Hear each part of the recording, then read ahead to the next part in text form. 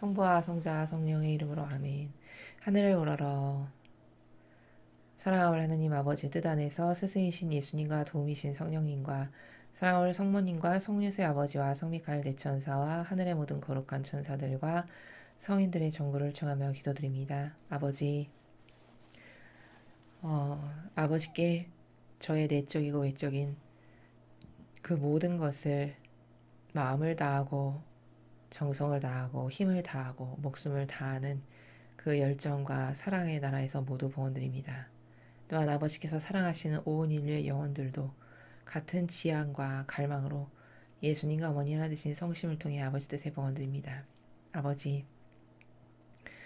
이 지긋지긋하고 사악하고 역겹기 이를 데 없고 끊임없이 사람을 속이는 이 이 악의 세력을 어머니 발 아래 완덕이신 위대하신 어머니의 발 아래 매 한순간 봉헌드리오니 어머니 이 대한민국과 전 인류를 지배하고 다스리는 이 악을 어서 빨리 완전히 뿌리째 캐내어 다시는 그 후손 종족이 이 나라에서 못 살도록 전 세계에서 발붙이지 못하도록 완전히 멸망시켜 주시옵기를 성령의 뜨거운 정화의 불로 활활 태우셔서 완전히 멸망시켜 주시옵기를 간곡한 갈망으로 청원드립니다.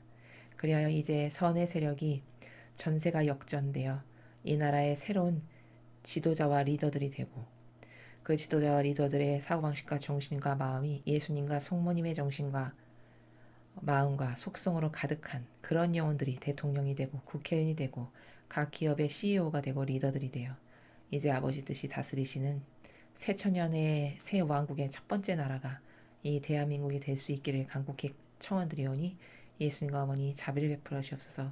그런 은총을 꼭 이 나라에 주시옵기를 간절한 갈망으로 청원드립니다. 성부와 성자와 성령의 이름으로 아멘. 안녕하십니까. 하나님의 뜻 선교의 윤피아 수녀입니다. 오늘도 이 마지막 시대를 살아가는 우리에게 한없는 자비로 진리의 말씀을 주시는 아버지께 감사드리며 주신 말씀을 살펴보도록 하겠습니다. 2020년 2월 7일 대중을 위한 메시지. 저 무리는 또다시 하느님 아버지의 성심이라고 알게 된 큰 불꽃을 봅니다. 하느님 아버지께서 말씀하십니다. 자녀들아, 하늘에서 눈이 내리는 것을 보면서 너희의 아빠 하느님이 각 눈송이를 저마다 독특한 모양으로 창조했다는 사실을 깨달아라. 이것은 내가 모든 영혼 하나하나를 내 뜻에 따라 창조했다는 사실을 너희에게 상기시켜 준다. 여러 계절이 차례차례 지나가는 것을 보면서 시간은 너희의 적이 될 수도 있고 너희의 벗이 될 수도 있다는 사실을 깨달아라. 너희가 죄 속에 산다면 시간은 너희의 적이 된다. 시간이 너희를 따라잡아 너희의 회개하지 않은 채 죽게 되면 현순간은 너희의 적이 된다. 그러나 시간은 오직 자기 자신만을 위해서 사는 것이 아니라 다른 이들의 안녕을 위해 사는 이들에게는 벗이 된다. 눈송이와 영혼 하나하나를 설계하는 것처럼 나는 모든 현순간 또한 계획한다. 현순간은 어려움으로 가득 차 있을 수도 있지만 각각의 어려움은 고요한 은총을 수반한다. 각 순간의 아름다움은 영혼을 위한 내 뜻을 영혼이 받아들이는 것이다. 그러면 나는 영혼과 일치하여 우리는 함께 생각하고 행동하고 말하게 된다. 그때 나와의 일치 안에서 모든 십자가가 아름다운 은총이 되는 것이다. 주님의 말씀입니다. 하느님 감사합니다.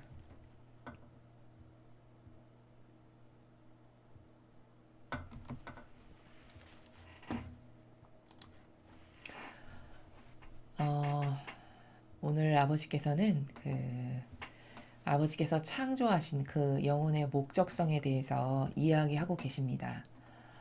하나하나 차근차근히 보면 자녀들아 하늘에서 눈이 내리는 것을 보면서 너희의 아빠 하느님이 각 눈송이를 저마다 독특한 모양으로 창조했다는 사실을 깨달아라. 즉 저 말씀은 무슨 뜻이냐면 아버지가 창조하신 원리들 중에 우리 영혼은 그 한부모에서 태어나도 똑같은 자식이 없죠. 신기하게도 속성과 모든 것이 다 다릅니다. 같은 부모에서 태어나는데도. 그것은 왜 그러냐? 저 눈송이도 저렇게 각각 모양이 다 저마다 독특한 모형으로 창조했다는 것은 하느님께서 창조하실 때 그 목적이 하느님의 뜻은 다양한 뜻의 나라를 만들기를 원하셨다는 겁니다. 사람도 똑같은 옷을 두 벌 절대 안 사죠. 그것은 하느님의 속성으로부터 파생되어 만들어졌기 때문인데 바로 하느님께서 그렇게 똑같은 것을 단 하나도 만들지 않으시고 각각 다양한 속성과 목적성을 가지시고 다 다양하게, 그래서 다양한 하나님의 뜻의 나라를 서로 조화를 이루면서 아름답게 만드시기 위해서, 그래서 저렇게 각각 다양한 눈송이의 모양, 그 한부모에서도 다 다른 자식이 있는 것은 그렇기 때문이다 라는 겁니다. 이것은 내가 모든 영혼 하나하나를 내 뜻에 따라 창조했다는 사실을 너에게 상기시켜 준다. 자, 내 뜻에 따라 창조했다는 것은 뭘까요? 각 영혼마다 다른 은총과 다른 고유성으로, 누구는 스케이트 선수로, 누구는 농구 선수로, 누구는 과학자로, 누구는 대통령으로, 이렇게 각각 다른 은총과 다른 고유성으로 그 하나님의 뜻에 따라 창조했기 때문이란다 라고 말씀하시는 것이죠. 여러 계절이 차례차례 지나가는 것을 보면서 시간은 너희의 적이 될 수도 있고 너희 벗이 될 수도 있다는 사실을 깨달아라. 자, 시간이 우리에게 적이 될 때는 어떤 때일까요? 내 뜻, 내 의지로 살 때. 그럼 시간이 나에게 적이 된 상태죠. 왜? 시간이 지나가면 지나갈수록 나는 악을 계속 더 많이 행하게 되는 것이니까 시간이 흐르면 흐를수록 나는 더 악만을 하느님께 돌려드리는 그런 존재가 될 수밖에 없죠. 근데 벗이 될 수도 있대요. 시간이. 그럼 벗이 될 수 있는 것은 무엇일까? 그것은 성심과 함께 살면, 예수님과 어머니 하나 되신 성심 안에서 내가 살면, 그럼 그때 시간은 오히려 나에게 벗이 되는 거죠. 하느님의 뜻만을 바라고 갈망하고 행하는 이런 시간이 나에게는 다 매 현순간이 되기 때문에 오히려 나의 벗이 되는 순간이죠. 너희가 죄 속에 산다면 시간은 너희의 적이 된다. 그렇죠. 죄 속에 산다는 것은 앞에 눈송이의 예에서 보듯이 창조 목적이 다 다르다는, 그 고유성이 다 다르다는 거예요. 창조하신. 근데 그 창조의 고유성에서 벗어나, 아버지가 창조하신 목적성이 나에게 있는데 그 나의 고유성의 목적에서 벗어나서 살면, 그게 바로 죄 속에서 살면 이 말입니다. 그렇게 죄 속에서 매일 살아가게 되면 시간은 우리의 적이 될 뿐인 거죠. 시간이 지나면 지날수록 나는 오히려 천상에 가기는 점점 더 어려운, 그리고 하느님과는 점점 더 멀어지고 갭이 생기는 이런 존재로밖에 안 되는 거죠. 시간이 너희를 따라잡아 너희가 회개하지 않은 채 죽게 되면 현 순간은 너희의 적이 된다. 자, 이게 무슨 말씀이냐? 시간이 너희를 따라잡아가 뭘까요? 따라잡았어요. 즉 죽는 날이 가까이 왔다는 거죠. 나의 죽는 날이 다가왔어요. 근데 그때까지도 내 뜻과 내 의지로 살고 회개를 하지 않았어. 그런데 죽게 됐어요. 죽는 날이 다가와서. 그럼 그 현 순간은 적이 된다. 뭘까요? 천상에 갈 수가 없게 된다는 거죠. 그러나 시간은 오직 자기 자신만을 위해서 사는 것이 아니라 다른 이들의 안녕을 위해 사는 이들에게는 벗이 된다. 자, 매 현순간, 지금도 째깍째깍 지나가고 있는 이 매 현순간은 누구에게나 전 인류 70억 인구에게 공통적으로 주어진 시간입니다. 누구도 시간을 더 많이 가질 수는 없어요. 다 똑같이 제공받았어요. 근데 그 똑같이 제공받은 시간을 쓰는 방법과 효용과 가치는 다 다양하다는 거죠. 천차만별로. 그 똑같이 누구에게나 공평하게 주어진 시간을 어떤 사람은 예수님과 어머니 하나 되신 성심의 나라에서 자신의 영혼을 맡겨드리고 의탁하는 가운데 매일같이 아버지의 뜻을 이루어드리는 수많은 가치 창조를 이루면서 살아가는 사람이 있는 반면, 어떤 사람은 죽기 직전까지도 자기 뜻과 자기 선, 자기 의지를 버리지 못해서 끊임없이 자신만을 돌보다가 살다 죽는다. 그럼 똑같은 죽음을 맞이했지만 A의 죽음과 B의 죽음은 완전히 현격히 죽은 다음에 그 두 영혼이 갈 나라는 현격하게, 아주 동과서가 다를 만큼 현격하게 다르다라는 것을 우린 발견할 수 있죠. 그런데 자기 자신만을 위해서 살지 않고 어떤 이들의 안녕을 위해서 산다. 그럼 이건 무슨 말일까? 의인으로 살면 이 말입니다. 자, 그럼 그 의인의 모범이 누구죠? 예수님과 성모님이시죠. 두 분은 한평생 의인으로 사셨어요. 자신을 위한 것은 눈꼽만큼도 원치 않으셨고 오히려 하길 두려워하셨고 항상 아버지 뜻에서 벗어날까봐 전전긍긍하시면서 늘 자신의 내면을 살피면서 사셨던 분이 예수님과 성모님이시죠. 이렇게 두 분처럼 다른 이들의 안녕을 위해서 살면, 즉 다른 이들을 위해서 희생하고 배상하고 보속하고 고통을 사랑하면, 그럼 당연히 이렇게 살아가는 영혼에게는 시간이 버치된다는 거예요. 왜? 한평생 나를 위해서 산 게 없어. 희생만을 했어. 그럼 하느님은, 제가 다른 강의에서 말씀드렸지만 천상의 나라는 공짜가 없기 때문에 그런 희생을 한 것에 대해서 당연히 공정과 정의 하느님께서 갚아주시는 게 합당하다는 거예요. 갚으시는 게. 그러니까 네가 한 평생을 너를 돌보지 않고 그저 네 옆에 이웃과 하느님인 나만을 위해서 살았어? 그래. 너는 그럼 지상에서 너가 받았던 그 모든 고통의 주렁주렁 수많은 보화와 열매를 천상에서는 네가 받아 누리기에 합당하단다. 왜? 너는 희생만을 했으니까. 그러니까 너는 이 나라에 가서 살아라 라고 아버지께서 천상의 나라에 돌려보내 주신다는 거죠. 그러니까 그런 사람들은 이 세상에서의 모든 시간이 다 자신의 영혼에게 유익이 되기만 해요. 근데 형상적이고 이론적으로 사는 사람의 눈에는 늘 손해만 보고 사는 것처럼 보이겠죠. 이렇게 큰 차이가 있는 거예요.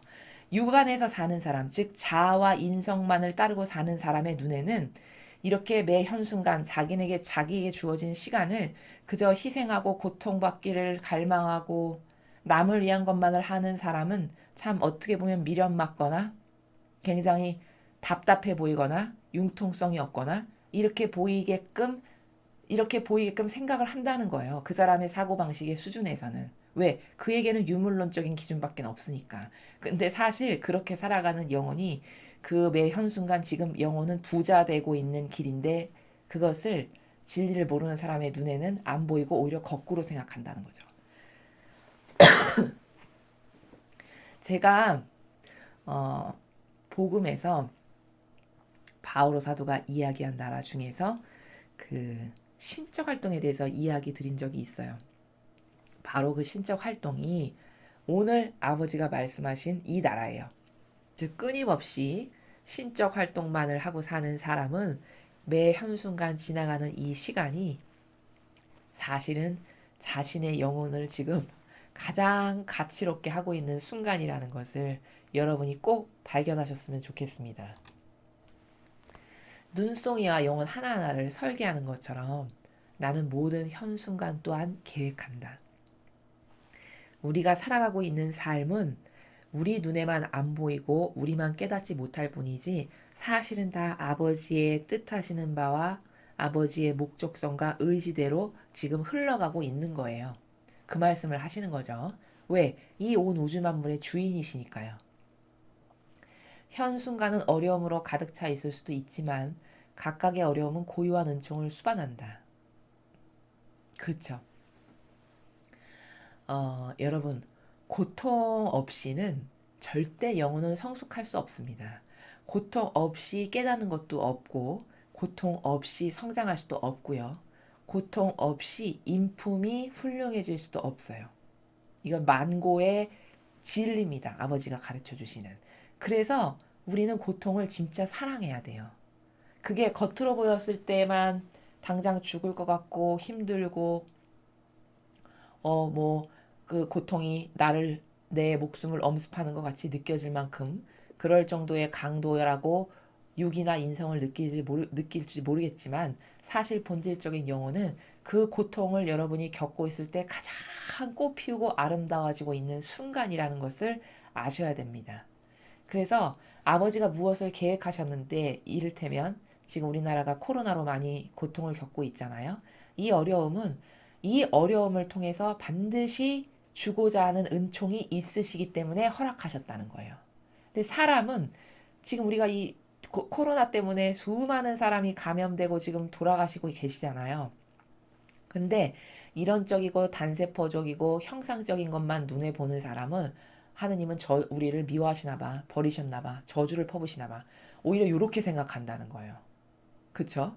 근데 이것은 마귀가 사고방식 안에 교란을 일으켜서지 아버지는 여기 얘기하시잖아요. 그쵸? 그 어려움을 통해서 분명히 내가 너에게 전달하고자 하는 은총이 있다. 근데 그 어려움을 네가 어떻게 극복하고 그 어려운 고통의 순간에 어떤 화답을 하느냐에 따라 내가 주고자 하는 은총을 너는 받을 수도 있고 못 받을 수도 있고 반향에 따라 달라지는 것이죠. 그 이야기를 하시는 거죠. 각 순간의 아름다움은 영혼을 위한 내 뜻을 영원히 받아들이는 것이다. 그렇죠. 어, 가장 영혼이 아름다워지는 순간은 어떤 순간이냐면 그것이 무엇이건 저는 아버지 뜻이면 그것이 당장 지금 죽어라 하셔도 예 하고 죽을 만큼 저는 아버지를 믿고 신뢰하고 의탁하고 아버지의 판단이 가장 올바르시다는 것을 저는 완전히 믿습니다. 이게 가장 아름다운 영혼의 반향이죠. 그 말씀을 지금 하시는 거죠. 영혼을 위한 내 뜻을 영원히 받아들이는 것. 이건 지금 인성이 아니라 신성의 나라에서 말씀하시는 거예요. 본질, 영혼의 관점에서 말씀하시는 겁니다. 그것이 무엇이건 받아들일 때 가장 그 순간에 영혼이 꽃피우고 아름다워지는 순간이다. 자, 예를 들어 볼까요? 성모님을 보세요. 성모님께서 수태고지를 들으셨을 때 반향하시는 나라를 보십시오. 그것이 무엇이건 16살의 어린 처녀가 그런 일이 있으면은 당장 그 시대엔 돌 맞아 죽을 일인데도 불구하고 성모님은 얼마나 아버지와 하나 되고 용해되고 그리고 아버지를 사랑하셨으면 그 반향의 나라가 너무너무 아름다워요. 깊음 어리고 고귀하고 고결하고 그리고 절대적이고 절대성과 유일성으로 빛나고 이게 뭘까? 어떤 특징 때문에 그럴까? 성모님이 뭐 무거운 거를 많이 드는 일을 활동을 많이 하셨거나 진리를 막 가르치셨거나 그렇죠?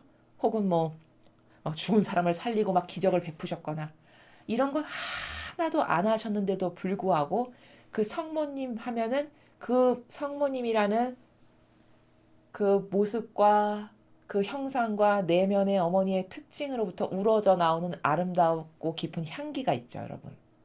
그 고결하고 아름답고 그윽한 향기, 성모님이다라고 추상하면 우리에게 느껴지는 맡아질 수밖에 없는 그런 향기들. 그게 다 뭐냐? 어머니는 순전히 완덕으로 그런 향기를 만드신 분이거든요. 그 완덕의 극치가 어머니세요.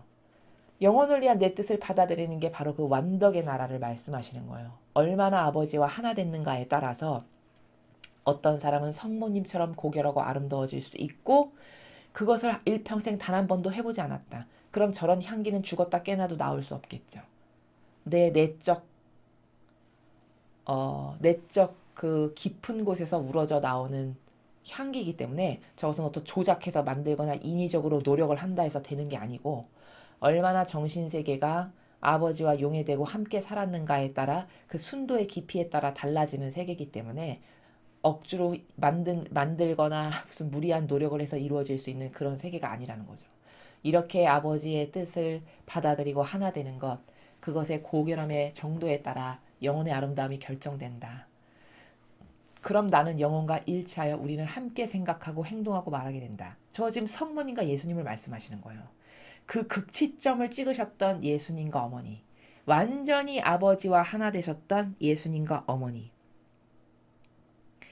그 두 분의 삶을 보면은 마음과 사고방식과 정신 안에 아버지와 용해되신 그 나라밖에 없어요. 자신의 뜻과 의지는 하나도 없습니다. 그럼 우리도 어떻게 해야 될까? 우리도 예수님과 성모님께서 그렇게 사셨던 것처럼 나도 내 영혼도 예수님과 어머니가 아버지와 하나 되셨던 것처럼 나도 아버지 뜻에 하나 되고 그분의 뜻만을 이루어지기를 갈망하는 이런 영적 순례의 나라에서 살아야 돼요. 영적 순례는 뭐냐면 내 마음과 사고방식과 정신 안에 예수님과 어머니께서 함께 사시도록 하는 거예요. 그래서 2000년 전에 예수님께서 수행하셨던 그때 그 정신세계로 돌아가서 나도 함께 예수님과 그것을 하는 이 일상생활의 모든 것을 다 예수님과 어머니와 함께 할 수 있는 거거든요. 이렇게 영적인 순례의 나라에서 살아라 라고 말씀하시는 것이 나는 영혼과 일치하여 우리는 함께 생각하고 행동하고 말하게 된다가 영적 순례 나라를 말씀하시는 겁니다. 그때 나와의 일치 안에서 모든 십자가가 아름다운 은총이 되는 것이다. 그쵸? 저 십자가는 고통을 이야기하죠. 각각의 사람마다 영혼마다 가지고 있는 고통을 이야기하는 것인데 저 고통은 누구와 함께 할 때 효용과 가치가 있게 되느냐? 예수님과 함께 했을 때의 은총이 돼요. 그러니까 여러분은 일상생활의 작은 것부터 큰 것에 이르기까지 홀로 하시지 마시고 마음과 정신 안에 예수님과 어머니를 항상 모시고 하셔야 돼요. 모시고 하시게 되면 그 십자가도 나 혼자 하는 것이 아니라 예수님과 어머니와 함께 지게 되고 그럼 함께 짐으로써 영적인 것은 이렇게 내 인성 혼자 하는 것은 효용과 가치가 없어요. 하나님의 법칙에서 봤을 때 나의 인성과 예수님의 신성이 만나서 이 이원론적인 만남이 있어야만 창조가 일어나거든요. 그렇기 때문에 여러분이 혼자 무정란처럼 이를테면 그렇게 일상생활에서 무엇을 할 때 하는 것은 예수님이랑 성모님과 아무 관계성이 없기 때문에 하늘나라에 가져갈 수가 없어요. 여러분 혼자 따로 떨어져서 독립적으로 자아 안에서 했기 때문에. 그러니까 그것이 효용과 같이 열매를 맺으려면 일상생활에 그것이 무엇이건 간에 아무리 작은 거건 간에 그것을 늘 예수님과 어머니를 초대해서 모시고 저와 함께 하세요 어머니. 집안일 이런 거를 한다. 그럼 어머니 제가 이 청소 시작부터 마침까지 어머니께 맡겨드릴 테니 제 마음과 정신 안에서 제가 손동작은 저의 육이 움직이지만 저의 내면은 어머니가 함께 하셔서 어머니랑 함께 청소하게 해주세요. 이런 단락단락별로 기도를 하시면서 하시면은 그게 다 여러분이 영적 순례를 하시는 것이고 동시에 신적 활동을 하는 거며 그리고 이런 가운데 여러분이 고통도 짊어지고 희생도 하고 극기도 하면 그럴 때만 그 고통과 희생과 십자가가 은총이 된다. 왜 그럴 때만 은총이 되냐? 무정란은 천상에 가져갈 수 없기 때문에 즉 나의 인성과 예수님과 어머니의 신성이 만나서 하나가 되었을 때만이 여기서 창조가 일어나는 거기 때문에 맨날 몸이 건조하게 두 분하고는 별개 독립적인 나 객체 혼자로서 무엇을 하는 것은 신적인 나라의 열매를 맺을 수가 없는 거기 때문에 항상 두 분을 모시고 그렇게 함께함으로써 그것이 무엇이 됐건 기쁨이건 슬픔이건 십자가건 뭐건 다 하늘나라의 봉헌이 되거든요. 함께 모시고 하면 이런 신적 활동을 해야 된다라는 것을 지금 가르쳐 주고 계십니다.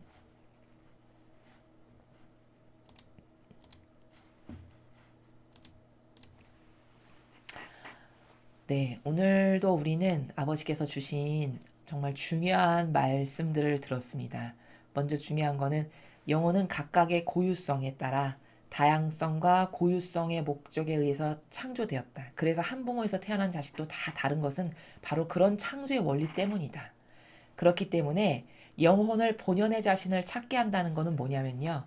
이렇게 각각 다른 고유성으로 창조된 그 각 사람만의 특징을 깨닫게 해주고 발견하게 해주고 그 자신만이 갖고 있는 그 특징으로 하느님의 뜻을 행하는 이 사람은 예를 들면 농구 선수로서 아버지 뜻을 행하고 이 사람은 스케이트 선수로서 아버지 뜻을 행하며 이 사람은 대통령으로서 아버지 뜻을 행하고 뭐 이런 각각의 본연의 자신으로 돌려보내는 것이 바로 하느님의 그 고유성의 창조의 목적에 맞게끔 영혼이 자신을 발견하는 거다라는 겁니다.